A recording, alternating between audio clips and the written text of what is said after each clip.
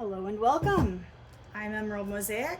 As you can see, I have changed the point of view of my camera. We're going to try this and see how it works, trying new things. I didn't like having to walk all the way around the table every time I started a video.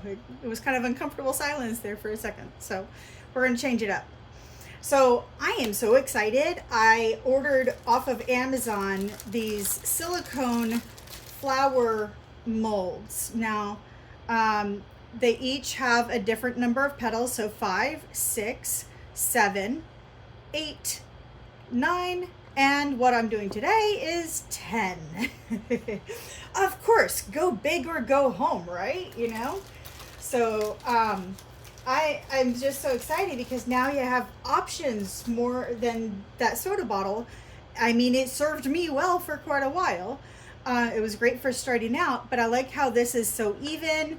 I know for sure that the bottom is totally flat. It's gonna set flat on my surface. This is like, it's just all around it. It's more professional, I also like that it has these little channels in the bottom so that paint, as you pour, could potentially flow back in. I mean, I don't know. We'll see if it does. We'll find out, right? But that way you don't have an air pocket. So I don't know. We'll find out what it does. I'm also eager to see what happens, after I'm done with the flower part, when I turn this over, what that's gonna look like. But you know me, I experiment. This is just kind of what I do. Also, I couldn't choose. Like, I admire people who do 2 colors for a painting, because I can't. So today I'm going from greens all the way over to blues and yellow in the middle. And so I'm going to do a black background for something a little different. So I am using Chromacryl black that I've mixed with Floetrol and water. Then I'm using Deco Art Jewel Green. And then I have Color Pour Forest Green. And then Color Pour Emerald Green. I'm sorry, that's spring green, but okay, you can call it emerald green if you like, but it is not the same color as an emerald, says my veracity. Then we have Chartreuse by Deco Art. Yes, I'm going to use it again, partly because I just kind of want to use it up. Also because I figured if I'm using similar colors, it'll kind of blend in instead of like taking over. I'm going to use a little bit less of this color than of some of the others. Then I have Deco Art Lemon, Deco Art Tropical Blue, and I'm going to use some more of my abstract primary blue because I really, really, really like this. And I figured I should have a little bit of a darker shade in with those. So the greens are going to be the leaves, and then the others are going to be the flower. And so what I'm going to do is, after I do the leaves, then I'm going to turn it just a little bit so that they line up in between the petals of the leaves, and that will be for my flower. So that's the plan. This wooden shape that I have, I hope you can see there are 2 holes here, and it came with a twine to hang it, and so I took that off, of course, and so then I have these toothpicks, and I'm gonna go ahead and pull one out now, because as soon as the painting is done, I'm going to be poking holes in those for quite a while, catching my drips, poking holes, catching my drips, poking holes, to make sure that those stay open as the paint dries. Otherwise, I won't be able to get the twine back through. So, very important tool there, my little toothpick. So I'm going to set that over here so it is not as likely to get all messy. All right. So I'm going to do black. I'm not going to cover the entire thing. I am going to do a puddle in the middle and spread it out a bit, but I'm not really worried about getting the whole surface covered. I might do a little bit over the sides. But the cool thing about these wooden shapes is that once this dries, I can cover this side and then do another painting on the other side, and then you hang it up and you've got a mobile of two paintings. I had done that previously with one that on the other side it had a cutout that I used paintbrush, you know, old school, to actually cover. I'm going to spin it a little bit. That'll help me figure out where I need to adjust, because this needs to be, like, I can, the thing that I have this sitting on, I can kind of use that to estimate, but the proof is in spinning. Where does the paint go? Oh, it's going too far this way. I bring that back towards the center a little bit. It's a little bit better. Might be too far, but again, I'm not too worried. I'm not going to bother going over the sides really, because these sides are, I mean, it's a tiny, like 2 millimeters thick. So I'm not as worried about edges on this. And as the paint flows out, it'll push everything out to the edges, and then I'm going to spin it out anyway, right? So I'm not all that worried. I am going to smooth it out just a little bit around the edges over here, kind of get a little bit more, because as we know, paint goes where paint has been. So I do want to get it over a little bit more, really, before I get started. And I think I was right on the money with my 2 ounces. The calculation said that for a painting, for, you know, a paint surface this size, including the depth, that you would need about 4 ounces. But I had a feeling that just for my base, 2 ounces would probably be enough. Let me spin it just a little bit to smooth it out just a hair. Yeah, I can see it's pretty off center. Bring it back a little bit. Let's see. It's a little bit better. Let me see here. Oh, that's pretty far off that way. Okay. That looks a lot better. Okay. All right, so let me see, where's my middle? Should be right about, oh goodness, that's, hold on, let me rinse this off. There's a cat hair.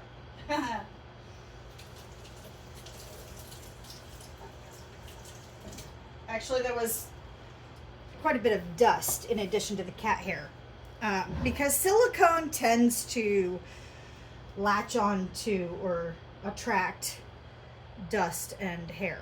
So, okay. Let me find that center again. So I'm going to guess right about there and hope I'm right. Okay.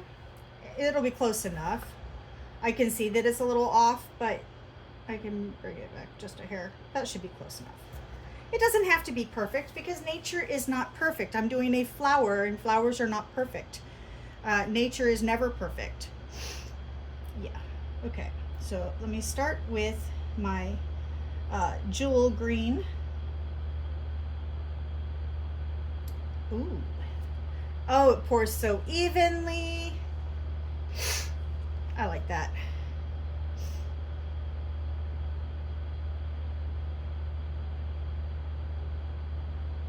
There it goes. It has kind of a divot in the middle, and I was kind of worried about that. You have to pour just a little bit more to get it to go over the edge of that divot. I'm not sure I like that divot all that much. I think it should be just a flat surface, personally. But, yeah, we'll see. Again, experimenting. And I'll alternate my greens.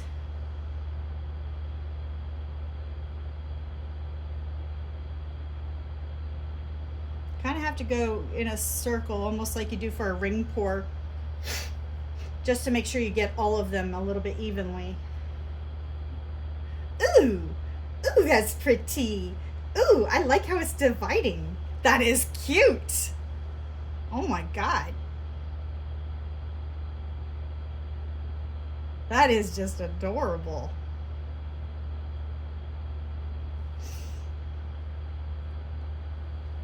So pretty. Oh, this is going to be so pretty. Yes, I am glad I did this.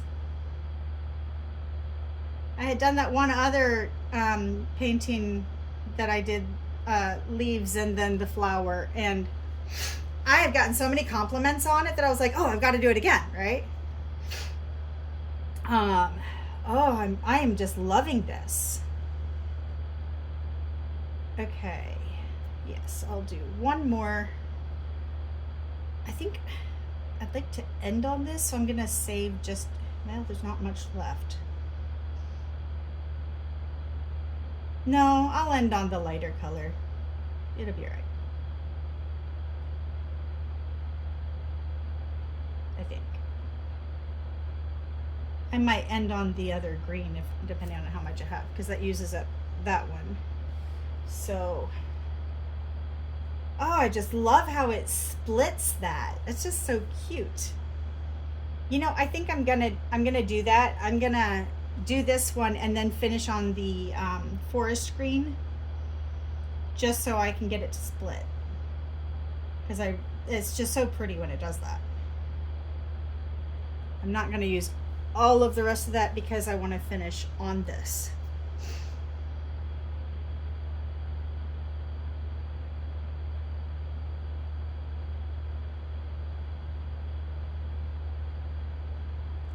Probably could have been a little bit thinner, but it'll be fine. Let me let that go down for a moment. It didn't split it the way the others did, the way the jewel green did, which is a little bit disappointing. I can get like a few drops, but I don't know if it's going to go over the edge. That's the thing. You have to have enough for it to go over the edge. I suppose I could just use something to push it over the edge, but then will it go all the way around? I don't think it will. And it's going down the side on that side. Well, now I kind of have to drag it over here and here and here. Yeah.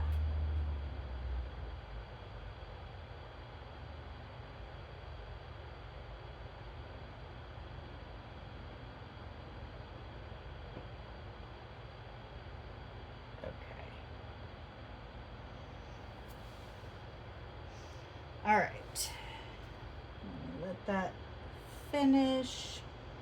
I'm honestly not sure I'm gonna get it all the way down to the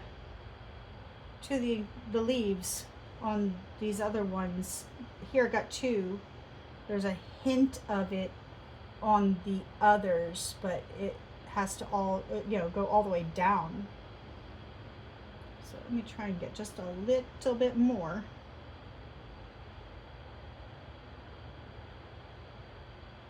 I think that's probably about as good as it's gonna get. That's okay.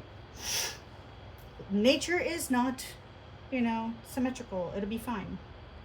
I really love what it's doing over here with the black. That is so pretty.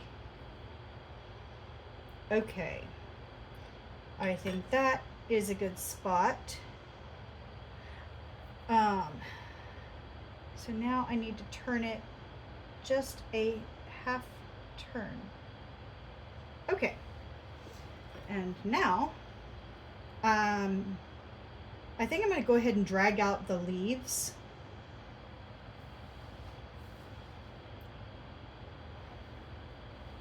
Before the waters get muddied, as in paint.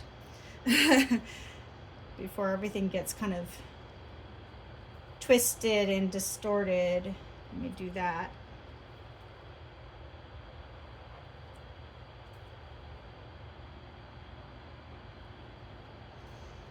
I like this.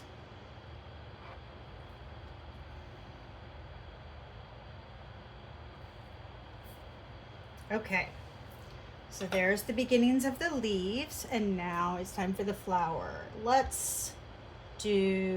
I'm going to start with my primary blue and then go to the chartreuse. I think, yeah, alternate my blues and yellows. I say that loosely because chartreuse is not exactly yellow. But I think that'll work. I'm going to try and end with my primary blue as my main flower color, either that or my lemon. I just really don't want to end on chartreuse. I will say that. Like, I'm using it.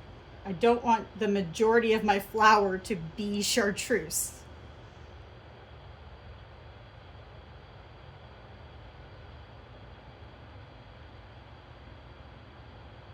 Come on, a little bit more. It's kind of, the paint is trying to decide where to go. I'm thinking next time I should probably drag black in from the edges so that it has a better track to go down, because now it doesn't know where to go really. Okay. Yeah, I think this alternating colors. Oof. Oh. Oh. It sunk down underneath the other colors. I don't know if you saw that. The primary blue sunk under the chartreuse. That's cool. And you can see the lemon is staying on top. So that tells me that the primary blue is denser than the others. And it's interesting because I thinned it a little bit more than some of these others are as far as consistency. So sometimes the density of the pigment itself kind of takes over and overpowers the density of the paint itself, if that makes sense. I think this is going to be really cool though. Whew, it just like pops underneath. It sinks so fast. It's just so cool to watch that. And then I'm getting the dividing lines just like I got with that green. That was really cool.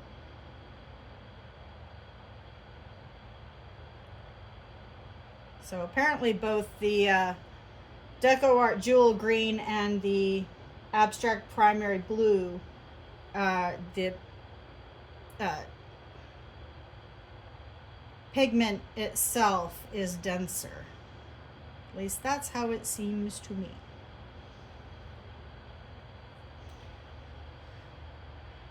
Okay, I'm just going to put a little bit of chartreuse. Yeah, there we go. Come on, drip. There we go. And watch this pop under.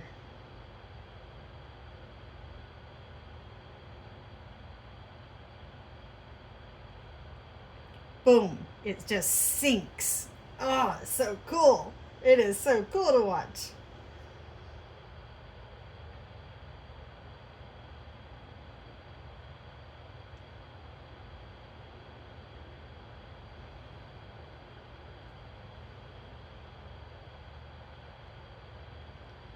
This.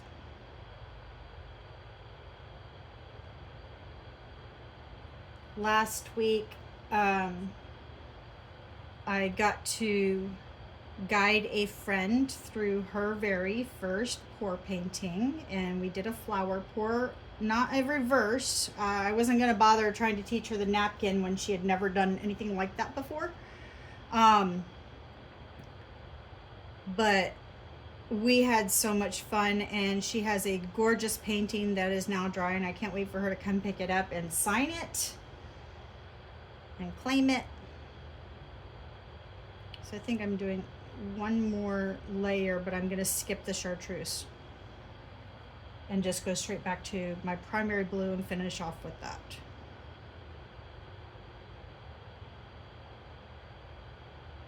There we go. Okay, so I'm just, well, that's a bit much. I think I might do one more, but just these three, and skip the chartreuse. Chartreuse, good grief.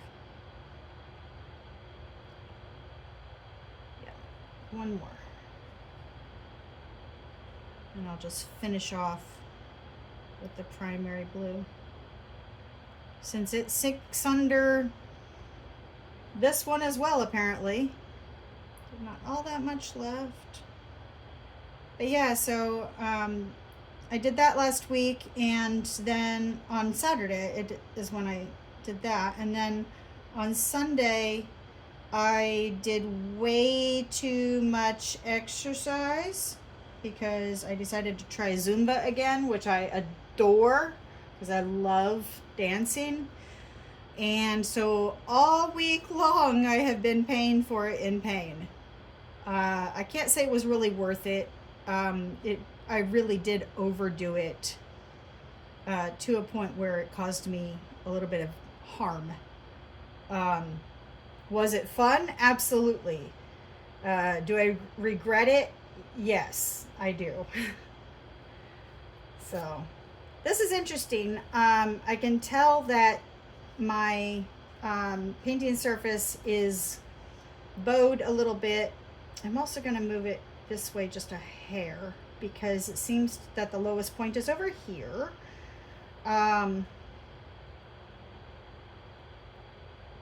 Do just a little bit more of that blue. Finish that off. Okay.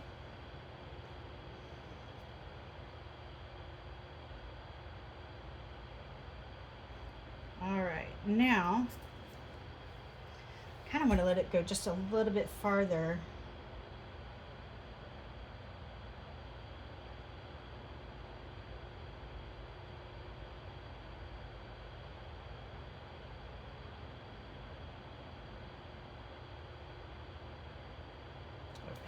Don't want to mix that in there. Actually, I do want to mix it in here. I just don't want it to go down the edges.